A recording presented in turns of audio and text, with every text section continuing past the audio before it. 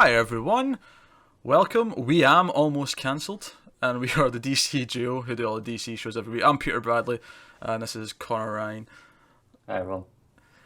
Let's talk about Supergirl, episode 12, season 1. It is called, quite simply, Bizarro, and full spoilers for the episode, as always.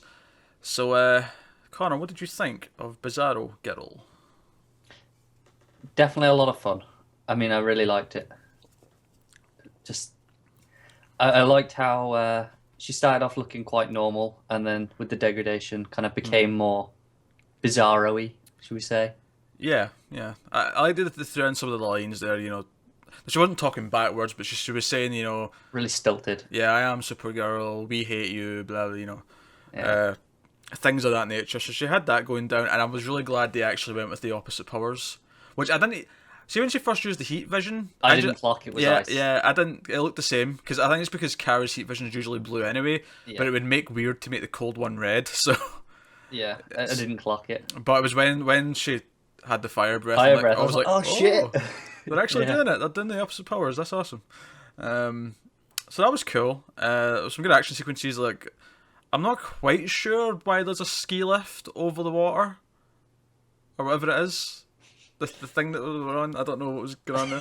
I'm not sure either. Actually, now that you mention it. But the fight up there was good. I felt the CG did show itself a little bit during that. I thought the first time where she slammed into the thing and it bent, I thought that looked pretty good. And then when it dropped and it kind of focused on it, And then she catched it, and it was kind of all CG, and it was like She catched it. yeah, she Nah. caught it. Sorry. That was intentional. Bizarro. Stuck in the Bizarro mindset. Yeah, she caught the thing, and it looked a bit CG, but it was at night. They were kind of obscuring it. I mean, it is TV. We can't expect all the CG. Yeah, moments they did all the quick cuts, the flashes to it to hide it a bit. Yeah. So that stuff was good. If I have one complaint about Bizarro Girl, and I understand why they did this, right? I completely get it. But after she degraded, they changed back to the original actress who was meant to be like the woman who became her. Yeah. And I thought, I'd rather have Melissa Benoist with like the craggly shit on. Me too. It's not a huge complaint, but it's something that I was kind of disappointed when I seen it was back to the I actress. feel like it was probably a time-saving issue. It was, because if you've got this split screen effects where you're having to film or, Yeah. in both. It's disappointing, though. And then on top of that, even if you're doing like different shots, you have to put in the makeup for half of the other half of it and so on. So I get why they did it. It's just, you kind of wish they hadn't. I have to say, I mean, I wasn't a big fan of the relationship in this one, or the relationship stuff in this one. It was a bit heavy in this episode for, reasons. That said, though, Bizarro, like flying in after the kiss and grabbing Kara was pretty great. It was. It made me laugh. It was... Also, your prediction of 3 episodes, it's a bit long. Yeah, well, I'll be honest, I'm happy to be wrong in this case. See, if it was the opposite, see if I was wrong and it was longer than that, I'd have been pissed. But I'm quite happy to be wrong with this one. We knew Kat's son wasn't going to be around too long. I'm glad it was quick. I mean, not that it was offensively bad. He was just kind of bland, and he was clearly there to, oh, I'm Supergirl and I can't date it because I keep getting called away for. That was my big problem with the episode. It was the typical of, oh, let's make an excuse because this person doesn't know. And this show's done so well with not having to do that by just having all her friends know. Yeah. That it just felt a little bit annoying that we actually had to go through that. I think it's going to have to happen every so often, but I think there's some tropes that come with superheroes that I just kind of like, and I'm cool with them reusing certain things, like having the evil version of her, I'm cool with. I mean, every superhero, even if it's not as like, oh, it's a clone of her, like Bizarro, even if it's something a bit more loose, I don't mind that trope where No, of course not. they have the evil version. I don't mind the trope where there's the episode where she doesn't have powers, because every superhero goes through that. That's all stuff that I kind of like. Like, usually it can be fun and it can be... But there's some of them which do get a bit old and grey. And it's very much a taste thing, I think. I don't think everyone would agree that they'll sit which ones are good and which ones we don't want to see again, you know? Probably. Now, so the relationship stuff with, what was his name? Adam? Adam, yeah, I think it was Adam. So I mean, it was fine. It was like, it didn't bug me that much, but it was kind of, it did drag the episode down a little bit compared to how much I thought I was going to enjoy the Bizarro episode. Definitely. The good thing that did come out of it, though, I did enjoy the humour of Kat being nice to Kara for the first half of the episode. Yeah, that was weird. The moment I liked it in particular, actually, is when Kara asked to have a moment alone with Adam in her office, and Kat just sort of goes, yeah, okay, and she walks out and says, I'll just wander the hallways of my building. Yeah. I actually thought it was a really funny line. I did too. So that stuff was fun. So The other thing that it led to as well is the conversation between Jimmy and Win. Well, yeah, this is an interesting one. How did you feel about this conversation? I really liked it. You did? Right, interesting. Yeah. Did you not? No, I didn't dislike it. It felt a little bit forced to me, but I did like that they were kind of bonding. Yeah, and then I kind of just like that it showed Win's grown, because it's like he's not just being an annoying, jealous little bitch about it, which he could have been really easily. That said, and I am so team Kara. I love the girl, don't get me wrong. I do think she was being a little bit of a bitch earlier on in the episode when she gets a text from Adam and Win's sitting right there and she starts giggling and like, oh, I got a text from a boy and I'm going on a date, and I'm like, he's sitting right there, like, yeah, don't be a cow. Well, that's why he needed the whiskey. Yeah, that's why I need the whiskey. That Jamie made me laugh, and he was just like, leave the bottle. I mean, I like that they're bonding. I mean, I feel like the whole James Kara will they won't they thing has been so underplayed and kind of barely mentioned that it feels weird to even bring it up now. I mean, yeah, do you feel and I that kind of forget Lucy's there as well until he mentioned it. It's like, oh yeah, she's still around. Yeah. I don't know. We'll see how they handle it. Nothing particularly worries me. I think this episode did focus a little bit too much on the temporary boyfriend who felt temporary the entire time, and we knew he wasn't going to be sticking around. Yeah. And that hurt it a little bit. I think it's because they were getting it all out of the way in one go rather than spreading it out over 3. True, and I can't complain about that too much.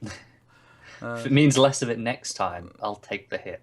That's nice. And I'm not sure where they're going with the whole James thing. Like, as per TV show law, even if they do end up together, it won't be for that long, because you don't get two characters getting together at the end of season 1 and then having it last for the whole show. That never happens. If it gets together at the end of season 1, they'll be broken up at the end of season 2. No, not even that. I give it 6 episodes at most of season 2.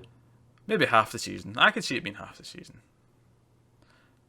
It tends to last longer in sitcoms, admittedly. So maybe yeah. So I'm maybe applying sitcom rules when I shouldn't be. But see, often I find they're together over the summer and we don't see it, and then they have like 1 to 3 episodes when we get back, and then they kind of drift apart back to normal. And then I wonder what. So in season 3 or 4, if we even get like to multiple seasons, is that when she comes round to win? You know, is it because that's no doubt going to happen? Like we're kind of you can almost map it in your head how this is going to play out almost, and maybe they'll surprise us, and that'd be nice. But none of that particularly bothers me too much, as long as it doesn't take up too much of the fun away. Yeah. And I guess that leaves us. Actually, no. There's one thing I do want to complain about actually before we get to the cliffhanger. Now, this show's done this a few times. It actually did it earlier on this episode, but it was sort of quick flashy. It didn't matter too much. But after the whole thing with the ski lift thing, right?